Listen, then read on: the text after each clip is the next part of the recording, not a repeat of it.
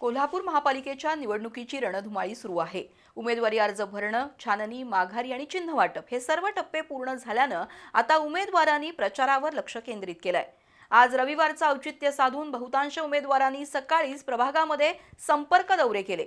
घर टू घर फिरून पॅम्पलेट, जाहीरनामे, बिल्ले, स्टिकर्स यांचं वाटप केलं। तसंच आपली भूमिका मतदारांना पटवण्याचा प्रयत्न केला। सायंकाळच्या वेळेस शहरातील प्रमुख चौकात कोपरा सभाही पार पडल्या। प्रचारासाठी केवळ 9 ते 10 दिवस राहिले असून कमी कालावधीत सुमारे 25 ते 30 हजार मतदारांपर्यंत पोहोचण्याचं आवाहन उमेदवारांना पेलावं लागणार आहे। कोल्हापूर महापालिकेच्या निवडणुकीसाठी चिन्ह वाटप झाल्यानं सर्वच जण प्रचारासाठी कामाला लागलेत। आज रविवारच्या सुट्टीचं औचित्य साधून सकाळपासूनच उमेदवारांनी पायाला भिंगरी बांधली। आपल्या निवडक कार्यकर्त्यांसह प्रभागात पदयात्रा काढण्यात आली। घर टू घर आणि गल्ली टू गल्ली फिरून पॅम्पलेट वाटण्यात आली। गल्लोगल्ली ज्येष्ठ नागरिकांचे आशीर्वाद घेऊन उमेदवारांनी संपर्काची गती वाढवली। दुपारी जेवणाच्या वेळेपर्यंत अनेक गल्ल्या आणि परिसरामध्ये फिरून उमेदवारांनी आपलं चिन्ह मतदारांपर्यंत पोहोचवण्याचा प्रयत्न केला। सायंकाळी 4 नंतर पुन्हा प्रचाराला सुरुवात झाली।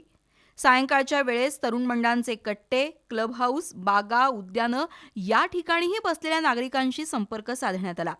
तर अनेक उमेदवारांनी पक्षाच्या पदाधिकाऱ्यांसोबत कोपरा सभा घेऊन मतदारांना आपली भूमिका सांगितली।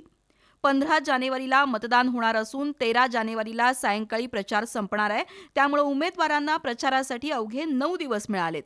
या कालावधीत 25 ते 26 हजार मतदारांपर्यंत पोहोचून त्यांना आपली भूमिका सांगण्याचं, चिन्ह पोहोचवण्याचं आव्हान उमेदवारांपुढे आहे।